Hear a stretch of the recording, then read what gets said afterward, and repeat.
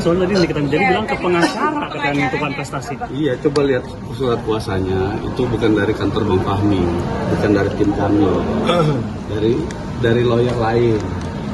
Jadi saya mau bicara apa kalau itu gugatannya dari kantor lain gitu. Kalau yang ini ya kan dari kantornya. Lihat, coba teman-teman media cek surat kuasa di kop suratnya itu kantor apa gitu. Nah, setahu saya dari kantornya Bang Fahmi tidak pernah menerima gugatan itu, kuasa untuk melakukan gugatan.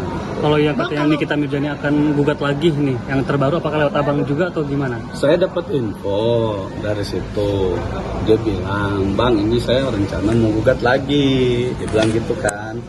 Tapi kalau soal itu yang saya pahami bukan pakai kantor Bang Fahmi, kan biasanya Niki pakai kantor Bang Fahmi kan untuk gugat-gugat segala macam. Nah ini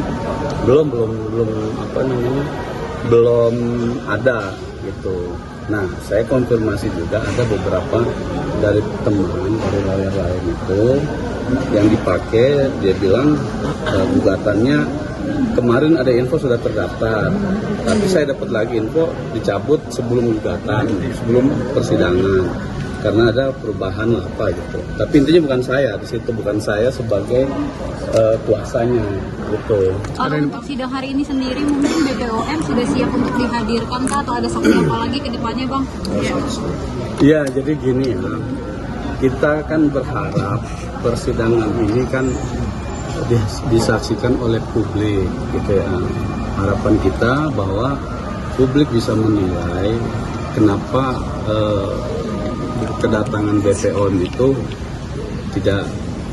tidak muncul gitu kan di dalam persidangan. Sementara dalam berkas perkara ada ahli dari BPOM yang dijadikan sebagai ahli oleh dari tingkat penyidik sampai penuntutan, tapi kemudian di tingkat persidangan ini tidak hadir gitu. Nah, kami tidak tahu penyebabnya apa.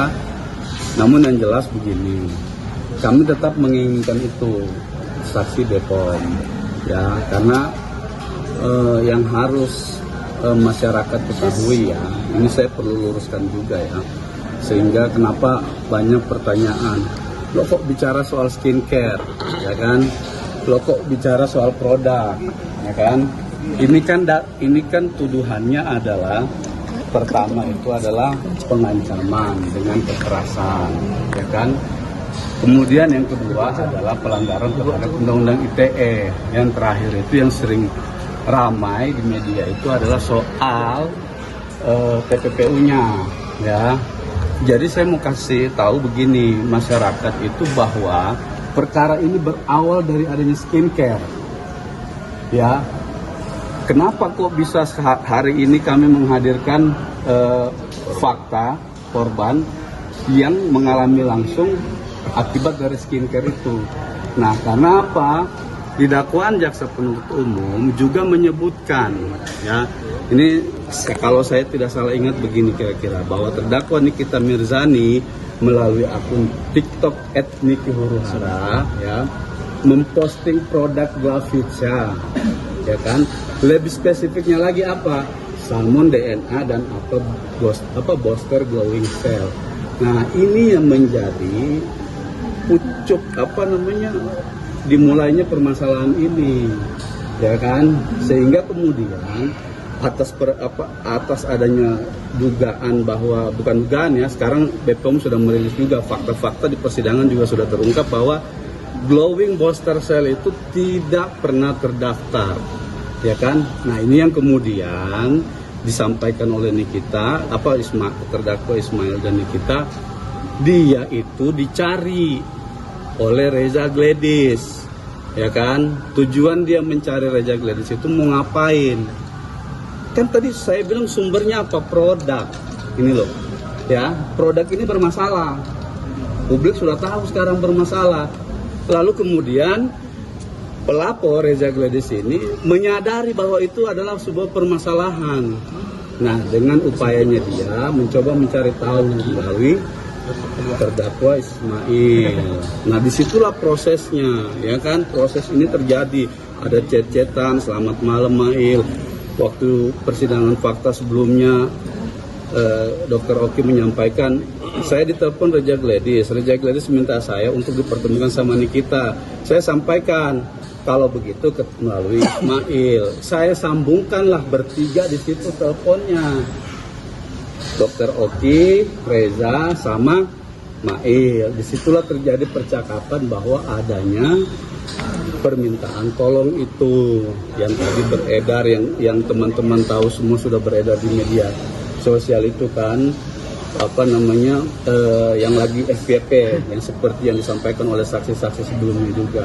Itulah percakapan yang awalnya beredar, minta tolong untuk dipertemukan, minta tolong supaya saya bisa ketemu kita. Karena apa? Sumbernya bermasalah, sumbernya produk tadi itu. Nah, itulah yang kemudian berlanjut percakapan, perkenalan diri dan lain seterusnya, sehingga pada akhirnya muncullah negosiasi di situ. Terjadi tawar menawar, ditanya dari Mail berapa, ya kan? Disebutkan, oh kalau dari Mail sudah tidak bisa turun 5 miliar. Memang dokter mau nawar berapa? Itu ada, dan itu sudah terungkap di persidangan semua. Kalau 4M bagaimana? Ya kan? Nah, inilah saya bilang proses negosiasi ini yang kemudian terjadi fakta itu sehingga mereka itu sepakat gitu. Ya udah angka 4 miliar, ya kan? Oke, deal ya Mail. Oke, kita damai ya Mail, kan begitu percakapan yang kemarin beredar. Nah, pertanyaan kemudian nanti teman-teman bisa lihat, kami akan menghadirkan ahli bahasa. Makna dari oke sip itu apa dalam konteks bahasa? Apakah itu persetujuan secara paksa atau persetujuan memang sukarela sama-sama gitu loh, ya? Nanti akan kami hadirkan ahli bahasa di persidangan berikutnya. Ahli BPOM belum konfirmasi ke kami, tapi mudah-mudahan kami sangat berharap ahli BPOM bisa hadir di sini. Karena itu bisa mengungkap fakta lagi bahwa adanya permasalahan terhadap produk-produk dari. Berarti sangat peran penting ya Bang BPOM itu untuk hadir di sangat berperan penting, sangat. Itu suratnya udah direspon belum Bang sama BPOM kan? Kami sudah mengirim berapa hari yang lalu, belum ada respon. Mungkin maksimal di hari Senin kami, kalau belum dapat tanggapan akan kami tanyakan langsung ke Bapak. Oke, Bang, mungkin mengenai selain gugatan Wan Prestasi, katanya kan mau gugat baru nih, nah ada komunikasi tentang Belum ada. Saya soal gugatan saya belum.